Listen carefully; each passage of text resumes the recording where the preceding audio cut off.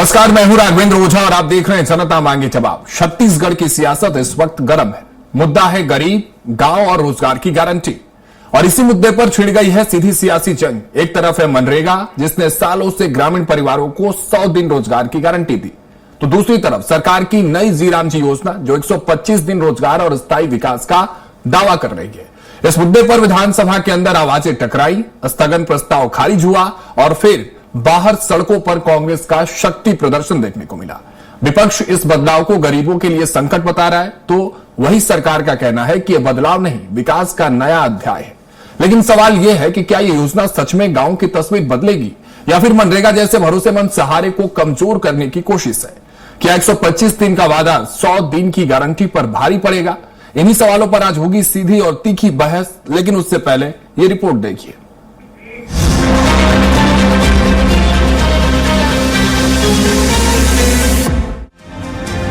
छत्तीसगढ़ विधानसभा में मनरेगा को लेकर माहौल गरमाया हुआ है। नेता प्रतिपक्ष चरणदास महंत ने इस मुद्दे पर स्थगन प्रस्ताव लाकर चर्चा की मांग की, लेकिन आसंदी ने इसे अस्वीकार कर दिया। इसके बाद कांग्रेस ने सड़क पर मोर्चा खोल दिया। प्रदेश प्रभारी सचिन पायलट के नेतृत्व में बड़ी संख्या में कार्यकर्ताओं ने विधानसभा का घेराव किया। विपक्ष का कहना है कि ये सिर्फ योजना का नहीं, बल्कि गरीबों के अधिकार का सवाल है। उनने सिर्फ नाम नहीं बदला है, उनने सिर्फ नीति नहीं बनाई है, उनका नियत पूरी तरीके से गरीबों के पक्ष में खराब है, ठीक नहीं है, मजदूरों के पेट में लात मारने के बराबर है। ये मजदूरों को काम न देके उनको फिर से गरीब बनाने का मामला है। इसे सुनिए। अतः जब ये बात नहीं सुनी गई तो हम लोगों ने आज बहिष्कार करके मनरेगा के तहत ग्रामीण परिवारों को साल में 100 दिन रोजगार की गारंटी दी जाती रही है। लेकिन अब जी राम जी योजना के जरिए 125 दिन रोजगार देने और साथ में ग्रामीण अधोसंरचना विकसित करने का दावा किया जा रहा है। सरकार का कहना है कि इससे गांव में स्थायी विकास होगा। डिप्टी सीएम गृह मंत्री विजय शर्मा ने कहा, पहले मनरेगा में सीमित काम होते थे, लेकिन अब नई व्यवस्था में गांव में स्थायी संपत्ति और अधोसंरचना के निर्माण पर जोर दिया जा रहा है। सरकार इसे ग्रामीण विकास का नया मॉडल बता रही है। कांग्रेस पार्टी मुद्दा विहीन हो गई है।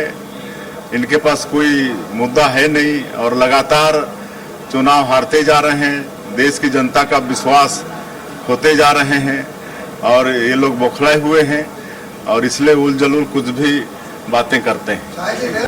अभी बीबी जी राम जी में 3 प्रावधान है, रोजगार है, अधोसंरचना का निर्माण है और आजीविका इसमें और जोड़ा गया है। अब अधोसंरचना का निर्माण भी अच्छे से हो पाएगा क्योंकि राज्य की भी सहभागिता सुनिश्चित की गई है। राज्यों के भी बजट पुराने समय से बढ़ गए हैं। 2005 से लेकर के अभी 20 वर्षों में 20 बरस में देश एक कदम आगे नहीं बढ़ेगा। कुल मिलाकर छत्तीसगढ़ में मनरेगा बनाम जी राम जी को लेकर सियासी पारा चरम पर है।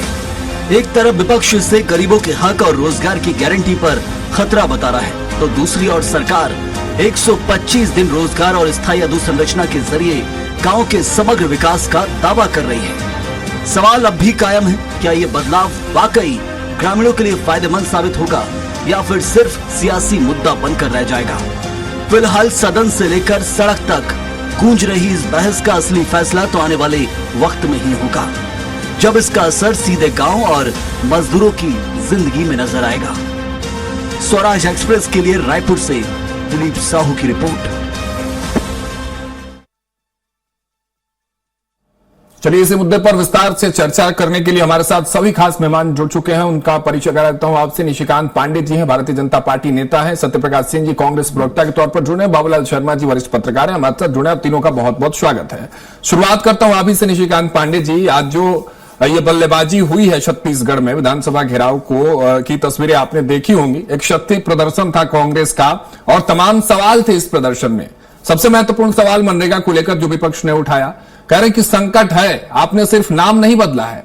हालांकि पहले नाम को लेकर भी तमाम सवालें सत्यप्रकाश जी ने उठाई थी, तमाम चर्चाएं भी हमने की, लेकिन अब कह रहे सिर्फ नाम नहीं बदला आपने, सिर्फ नीति नहीं बदली, आपकी नीयत भी बदल गई है। गरीबों को लेकर संकट बता रहे हैं, इसको क्या कहेंगे पांडे जी? राघवेंद्र जी, आपको बड़े भाई आदरणीय केके शर्मा जी को सत्यप्रकाश जी को सुनने जवाब बिल्कुल उन्होंने कहा नीयत भी बदल गई। एक समय था गरीबी हटाओ का नारा देकर 3.5 पीढ़ी प्रधानमंत्री बन गए। हमारी नीति है, नियत है कि वास्तव में गरीबों को गरीबी रेखा से ऊपर लाना, जिससे परिणाम स्वरूप 25 करोड़ से ज्यादा लोगों को गरीबी रेखा से बाहर निकाला जा चुका है। वास्तव में विषय क्या है? नाम बदलने की बात है तो एंटोनियो माइनो की बात कर लेंगे, फिर राहुल विंची की भी बात कर लेंगे। 2005 में जब नरेगा आया था, बाद में 2010 में क्या ज्ञान हुआ कि मनरेगा हो गया, उसकी भी चर्चा कर लेंगे।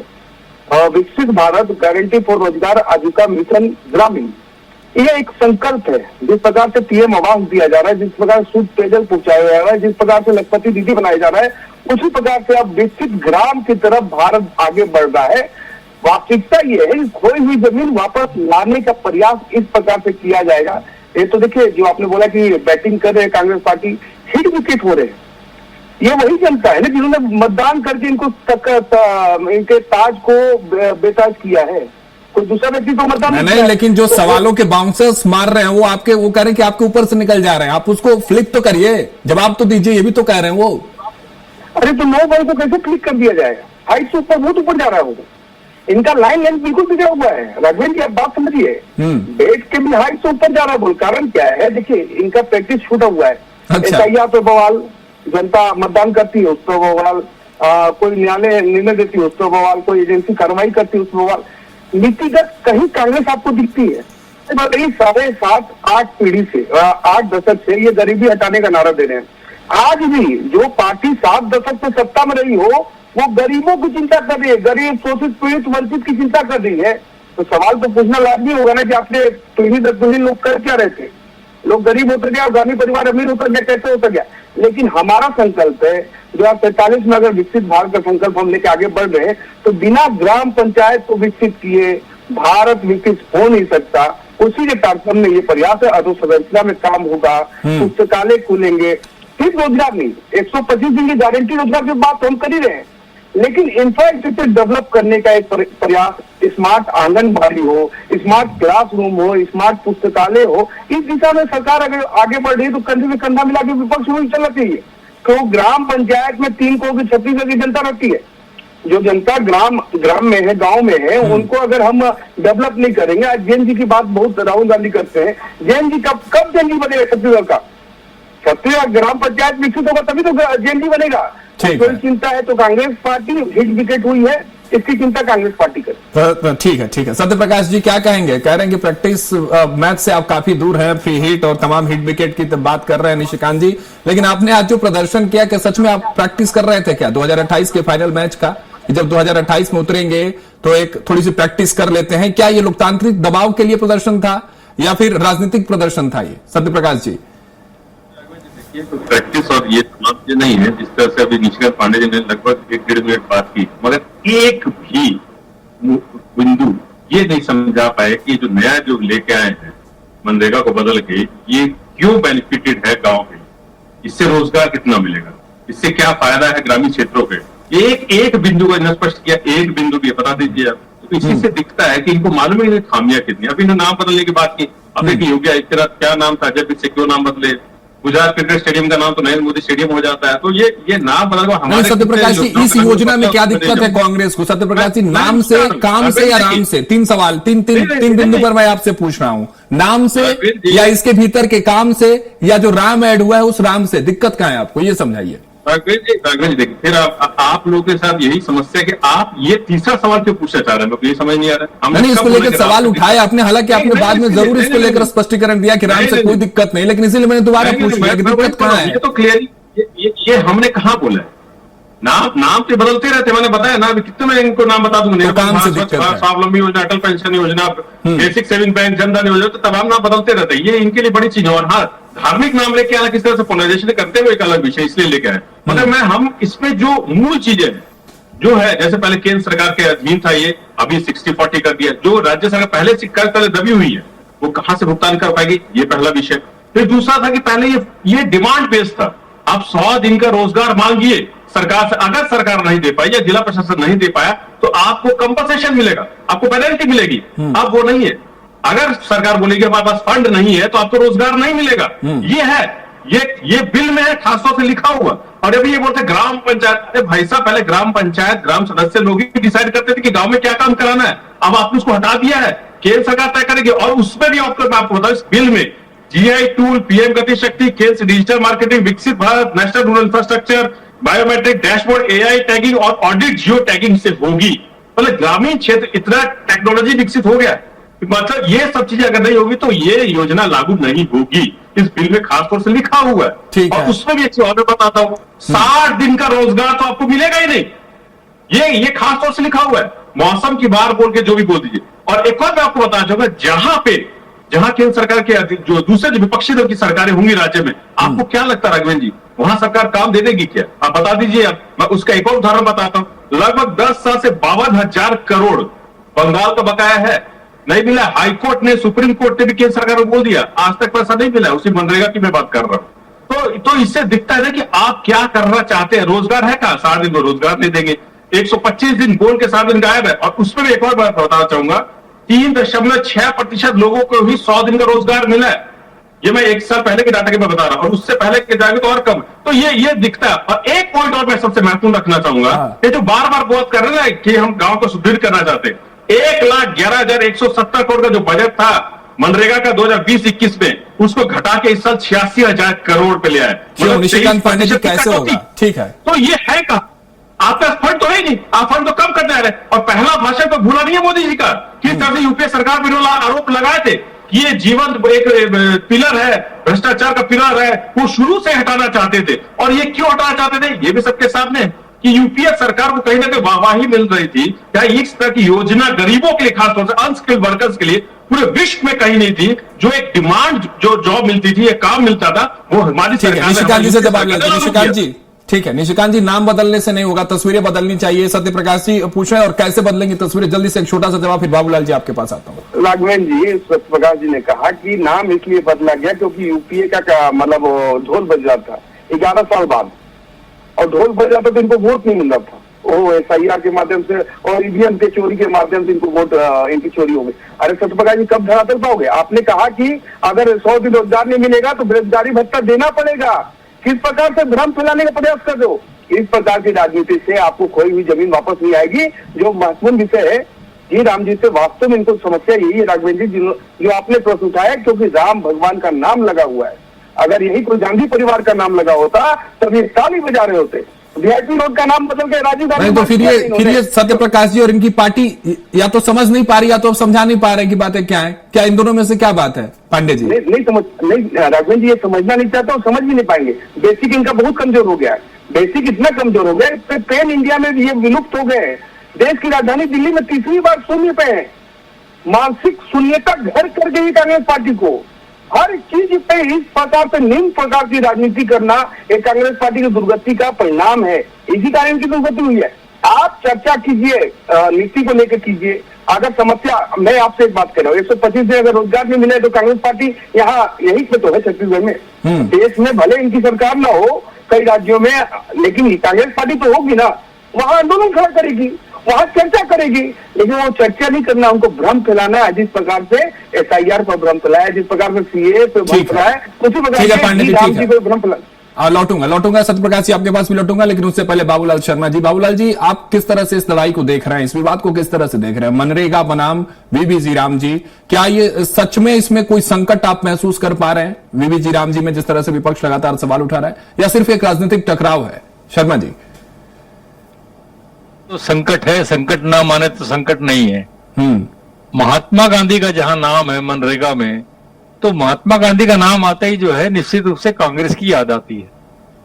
और जी राम जी में राम जी का नाम है, इसलिए राम जी का नाम आएगा तो भारतीय जनता पार्टी याद आएगी। ये बिल्कुल स्पष्ट है। तो यही एक सबसे बड़ा औरंगा तो राजनीतिक रूप से ये है कि जी राम जी करने का अर्थ क्या है, महात्मा गांधी का नाम क्यों हटाया गया। सबसे पहला तो झंझट यही हुआ था। उसके बाद देखिए, जो अभी 125 दिन का देने का बात कर रहे हैं, मैं स्वीकार करता हूं कि कुछ उसमें उन्होंने ऐड किया है कि भाई इंफ्रास्ट्रक्चर में भी जो है काम दिया जाएगा। तो इंफ्रास्ट्रक्चर के मामले में एक बात अड़चन जरूर आएगी कि इंफ्रास्ट्रक्चर का जो बजट होता है वो अलग से आता है, और उसके लिए अलग से कॉमन चीजें होती हैं जो ठेकेदार को दिए जाते हैं, उनके बीट होती है, उसके बाद वो काम मिलता है। फिर वो व्यक्ति इन्हीं मजदूरों को देगा मजदूरी, या वो जो जिन मजदूरों को भी देगा उनको मजदूरों में शामिल कर लिया जाएगा योजना में कि भाई वो जो ठेकेदार ने जो काम दिया वो भी इसी में शामिल है। ये बहुत सारी चीजें हैं इसमें आएंगी सामने।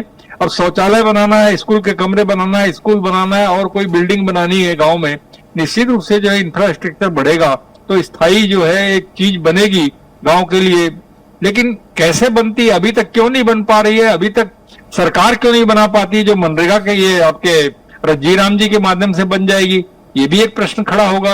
अभी तक जो है डायरेक्ट क्यों नहीं बना पा रहे थे कि मनरेगा ये इसके जी गांधी जी के नाम से बनेगा या राम जी के नाम से बनेगा, किसके नाम से बनेगा, क्यों नहीं बन रहा था, एक प्रश्न तो ये था। दूसरी चीज ये है, देखिए गर्मी बरसात ठंड में बहुत सारी अड़चने आती हैं तो उस 125 दिन का इनको देना है काम। 125 दिन का काम, जब पहले 100 दिन का काम नहीं दे पा रहे थे पिछली सरकारें, 100 दिन का काम ही पूरा नहीं हो पा रहा था, दुनिया भर की अड़चने आती थी, दुनिया भर के आरोप प्रत्यारोप लगते थे कि 100 दिन का काम नहीं दिया जा रहा है तो कहीं भी पेमेंट नहीं किया जा रहा है। अब 125 दिन के काम पूरा कैसे दिया जाएगा, ये भारतीय जनता पार्टी की सोच का विषय रहेगा। और निश्चित रूप से कुछ उन्होंने सोचा होगा कि 125 दिन का काम हम किस तरह से देंगे, कैसे देंगे, या ये ठेकेदार जिनसे काम कराएंगे उनको भी हम मजदूर में मान लेंगे क्या। तो ये सारी चीजें जो है इस पर आगे आने शर्मा जी एक चीज और आप समझाइए, ये तो सरकार के ऊपर जिम्मेदारी की बात हो जाएगी शर्मा जी, लेकिन अगर कंपैरिजन की जिस तरह से भारतीय जनता पार्टी कर रही है, हालांकि नाम को लेकर अगर थोड़ा सा साइडलाइन उसको रख दें, नाम को, काम की अगर बात कर लें तो दोनों योजनाओं के बीच जो काम का प्रोसेस है, हालांकि आपने तमाम चुनौतियां जरूर गिनवाई है भारतीय जनता पार्टी के लिए और सरकार के लिए, तो जो विजन के साथ वीवी जीराम जी की बात जो भारतीय जनता पार्टी कर रही है और जो मनरेगा के अंदर जो चीजें थी, तो बदलाव क्या छत्तीसगढ़ के गांवों का वाकई होगा अगर सुदृढ़ तरीके से ये चीजें उतर जाए धरातल पर? देखिए इंफ्रास्ट्रक्चर का काम जो डायरेक्ट सरकार करती थी, पीडब्ल्यूडी विभाग करता था या ग्रामीण संस्थाएं करती थी, ग्रामीण विभाग करते थे, वो अब जो इसके माध्यम से जीराम जी के माध्यम से करेंगे, यही तो कह रहे हैं, सरकार तो यही कह रही है ना कि इसको इंफ्रास्ट्रक्चर देंगे हम, गांव में इंफ्रास्ट्रक्चर बढ़ेगा। तो इंफ्रास्ट्रक्चर डायरेक्ट सरकार क्यों नहीं बढ़ा रही थी, क्या इसके लिए रुकी हुई थी, एक तो ये प्रश्न पैदा होता है। दूसरी चीज ये है कि आप ठेकेदारी के माध्यम से काम कराते आ रहे हैं लगातार, अब उसको किस तरह से कन्वर्ट करेंगे कि जिसमें मजदूर डायरेक्ट जो है आपका जीराम जी के माध्यम से जो है उस बिल्डिंग को बनाएगा, कैसे बनाएगा, किसकी देखरेख में बनेगा, बहुत सारी चीजें सामने आएंगी। अभी मैं सबसे बड़ा प्रश्न आपके सामने खड़ा कर रहा हूं कि अभी तक 100 दिन का काम भी देना बड़े मुश्किल जाती थी, अभी 125 दिन का काम कैसे दिया जाएगा, ये बहुत महत्वपूर्ण प्रश्न जो है इसमें खड़ा है। वो सॉल्यूशन जरूर अधिकारी निकालेंगे, कुछ ना कुछ रास्ता निकालेंगे, कुछ ना कुछ तो योजना बनी है तो गंभीरता से ही बनी होगी, ये मान लेना चाहिए। तो आगे जो समय आएगा, जैसे जैसे ये योजना आगे बढ़ेगी वैसे वैसे समझ में आएगा कि सरकार का सोच की दिशा सही थी या उसकी सोच की दिशा बिल्कुल भ्रमित करने वाली थी। आपके सवाल लेंगे निशिकांत पांडे जी, लेकिन उससे पहले सत्य प्रकाश सिंह आपके पास आते हैं। क्या कुछ कह रहे थे, क्या चाहती है अब कांग्रेस, आप क्या चाहते हैं, चाहत क्या आपकी? और एक सवाल ये कि समाधान क्या होगा सत्य प्रकाश जी, क्या विधानसभा के घेराव से समाधान होगा या सिर्फ राजनीतिक माहौल गर्म होंगे? प्रकाश जी मैं कुछ पहले तो जवाब दे दूं। अभी निशिकांत पांडे जी ने कहा कि दिल्ली का उदाहरण दिया, केरल तमिलनाडु पे निशिकांत जी कितने पे है, अब कितने सालों से 25-30 साल, 35 साल, 40 साल, कितने सालों से है? तो इस पे घमंड मत कीजिए, आज आप है कल हमें, ये लोकतंत्र देश है, ये भले आप लोकतंत्र को माने ना माने, संविधान को ना माने, वो अलग विषय है, मगर देश लोकतांत्रिक है, संविधान से चलता है और उसी पे चलेगा, पहली बात। दूसरी बात है कि अभी एक और इन्होंने बात भी किस तरह से इनको खुद ही समझ में नहीं आती है और खुद किस तरह हित विकित होते हैं। अभी इन्होंने बोला 25 करोड़ लोग गरीब रेखा से ऊपर आ गए, 140 में से 85 करोड़ को ये खुद बताते कि चावल हम देते हैं, और 25 से जोड़ दो मतलब 110। इतने गरीब थे क्या निशिकांत पांडे जी? हमारे देश मतलब 140 में से 110 करोड़ गरीब थे। उसके बाद अपने बच्चे लोग वापस, तो ये खुद इनको नहीं मालूम है। अब एक चीज और मैं बोलूंगा, अभी इन्होंने बोला कि इनको राम जी से दिक्कत, देखिए यही मैं बोला, जब मैंने बोला कि एक बिंदु नहीं समझा पाई है तो ये यही खेल करेंगे कि राम जी को लेके आएंगे, धर्म को लेके आएंगे, उस पर बात करने की कोशिश करेंगे, डिबेट को कहने के डिरेल करने की कोशिश करेंगे, इस पे आते हैं क्योंकि इनको मालूम है मुद्दा नहीं है समझाने के लिए। और मैं बहुत ही सम्मान से बाबूलाल शर्मा जी की बात को मैं नकारता हूं कि देखिए पहले भी इंफ्रास्ट्रक्चर था, पुल या एग्रीकल्चर इंफ्रास्ट्रक्चर, पीएम ग्राउंड, सड़क और फॉरेस्ट, ये पहले भी था। हाँ, ऐड क्या हुआ है, गोडाउन और उसका वेयर हाउसेज और कोल्ड स्टोरेज, ये ऐड हुआ है। तो इंफ्रास्ट्रक्चर पहले भी था, ग्राम सड़क पहले भी था, फॉरेस्ट के लिए पहले भी था, तो ये पहले भी था। ये ऐसा नहीं कि नया लेके आए, इसलिए मैं बोलना चाह रहा हूं। और ये देखिए मैं बार बार यही चीज तो बोलना चाह रहा हूं कि आप, अगर मैं एक आंकड़ा और मैं बताऊं, पूरे भारत के एक वर्ष का जो इन्होंने बताया, खुद ने सरकार ने बताया, अनुमानित खर्च जो 1,51,282 और सरकार का जो खर्च कर रहा है 95,692, मतलब लगभग 96,000, और आपने बजट एलोकेशन किया 86,000 करोड़। तो ये क्या है? ये साफ दिखता है। नहीं, तो इसीलिए मैं पूछ रहा हूं कि आप लोग क्या चाहते हैं अब इस पर, क्या समाधान क्या देना चाहेंगे इस पर? समाधान भी बताइए। विपक्ष में सिर्फ सरकार को घेरना काम नहीं है ना सत्य प्रकाश जी, कैसे समाधान? मैं उस पर जवाब दे रहा हूं। देखिए आ रहा हूं पांडे जी आपके पास यार। इनको महात्मा जी से दिक्कत होगी, गोडसे को मानने वाले लोगों को महात्मा गांधी से दिक्कत होगी। हम सीधा तौर पर चाहते हैं कि इसको फंड बेस ना करके डिमांड बेस वापस किया जाए। यहाँ 100 दिन का रोजगार, ये मान लीजिए 125 दिन कर लिए, वो मिलना चाहिए। ये 60 दिन का क्लॉज क्यों? और फंड बढ़ाइए, घटा क्यों रहे हैं? और ये 60-40 पांडे जी ठीक है, सत्य प्रकाश जी समय हमारे पास कम है। पांडे जी जवाब दीजिए। और वही बड़ा सवाल और बड़ी चुनौती आपके लिए यही है कि 100 दिन की गारंटी में जब आप काम नहीं मुहैया करा पाए थे, जो बात बाबूलाल शर्मा जी भी अपने अनुभव से बता रहे हैं, फिर 125 डेज में आप कैसे वो चीजें पॉसिबल करा पाएंगे? बड़ी चुनौती होगी आपके लिए। राघवेंद्र जी आपने कहा कि समझा क्यों नहीं पा रहे, क्योंकि वो समझना नहीं चाहते। 11,21,121 करोड़ रुपया इंफ्रास्ट्रक्चर के इन्वेस्टमेंट में विश्व में पहले नंबर पर भारत है। किस दुनिया में रहते हो? क्या लॉजिक है? समझ आपको कुछ आना नहीं है, आ जाना है डिबेट में विरोध करना। विरोध के नाम से विरोध करना एक अलग विषय होता है। जो इंफ्रास्ट्रक्चर डेवलपमेंट ये 12 साल 11 साल में हुआ है, 7 दशक का आप उठा के देख लो। रेलवे हो, हाईवे हो, एयरवे हो, जल पहुंचाना हो, बिजली पहुंचाना हो, सड़क पहुंचाना हो, ये भारतीय जनता पार्टी के 11 वर्षों में ऐतिहासिक काम हुआ है। इसकी चिंता हम करते हैं। अब शौचालय की बात, शौचालय किसको दिया गया राघवेंद्र जी? उन्हीं ग्राम पंचायत के महिलाओं के सम्मान के लिए। आप सोचिए किसी सदी में भारत को शौचालय बनाना पड़ रहा है। ये इन्होंने कभी महिलाओं के सम्मान की चिंता की? नहीं की। और भारतीय जनता पार्टी की सरकार आदरणीय नरेंद्र मोदी जी के नेतृत्व की विषय ये आता है कि चिंतित क्यों हो रहे? एंटोनियो माइनो क्यों नहीं बोलते? ये जब नाम बदलने की बात करते हैं तो राहुल जी क्यों नहीं बोलते? क्यों नरेगा से मनरेगा किया गया 2005 से 2010 में? इसकी चिंता कौन करेगा? वीआईपी रोड का नाम राजीव गांधी मार्ग क्यों किया गया? इसका जवाब कौन देगा? तो सत्य प्रकाश जी पहले आईना देखा, दिखाने 10 सेकंड लूंगा, 10 सेकंड अगर जल्दी से, समय हमारे पास कम है ना पांडे जी। हाँ, विधवा विलाप करने से कांग्रेस पार्टी कहीं जीतने वाली नहीं है। दूसरा इन्होंने कहा कि केरल और तमिलनाडु में 0 है, तो देश की राजधानी केरल और तमिलनाडु नहीं है, देश की राजधानी दिल्ली है। किसी वो ज्यादा बेहतर था आज से। आप सोच लीजिए, आज भी क्या बैलगाड़ी से आप चल रहे थे 2014 से पहले? बिजली नहीं थी 2014 से पहले, पानी नहीं थी 2014 से पहले। ये इस तरह की चीजें मत कीजिए। जी मैं आपके बीच में नहीं बोला, थोड़ा तो जल्दी से खत्म करिए। 10 सेकंड में पांडे जी, फिर 10 सेकंड आपको दे दूंगा सत्य प्रकाश सिंह जी। समय नहीं हमारे पास, कंक्लूजन पे आइए पांडे जी सीधे सीधे कि किस तरह से समझाएंगे। समझाना आवश्यक है जनता को भी और विपक्ष को भी। नहीं, राघवेंद्र जी जो विकास के कार्य हैं और जनहितैषी कार्य हैं, जनता की आशा आकांक्षाओं के अनुरूप काम करना हमारी प्रतिबद्धता है, उसी दिशा में हम आगे बढ़ रहे हैं। चलिए सत्य प्रकाश जी 10 सेकंड आपको देता हूं, क्लोजिंग स्टेटमेंट जल्दी से। देखिए अभी मैं इसलिए बोल रहा हूँ राघवेंद्र जी, आप इतने बड़े पत्रकार है कि इस तरह आपत्तिजनक शब्द इस्तेमाल करता आपको रोकना चाहिए। अब मैं वही बात करूंगा, एफसी के सामने कौन नाचने वाले लोग हमको सिखाएंगे कि देश कैसे चलेगा? 1947 में क्या बैलगाड़ी से, 2014 से पहले बैलगाड़ी से चल रहे थे क्या बिजली नहीं थी जब 2014 से पहले? कितने एम्स आपने बनाए, कितने आईआईटी बनाए, कितने सरकारी स्कूल? अरे कितने सरकारी स्कूल तो बंद कर दिए देश भर में, प्रदेश में बंद कर दिया। अब क्या बात करेंगे आप? युवा तो आज रोजगार के लिए भटक रहा है और ये महिलाओं के सम्मान की बात कर रहे हैं। देश में अमेरिका ने ये गाइडलाइन जारी की कि भारत देश में महिलाएं ना जाए। ठीक है, मुद्दे से बाहर मैं रोक रहा हूं। चलिए समय हमारे पास इतना ही था। पांडे जी, सत्य प्रकाश सिंह जी और बाबूलाल शर्मा जी, आप तीनों का बहुत बहुत शुक्रिया हमारे साथ जुड़ने के लिए और इस खास चर्चा में। फिलहाल इस चर्चा में मेरे साथ इतना ही। आप देखते रहिए स्वराज एक्सप्रेस।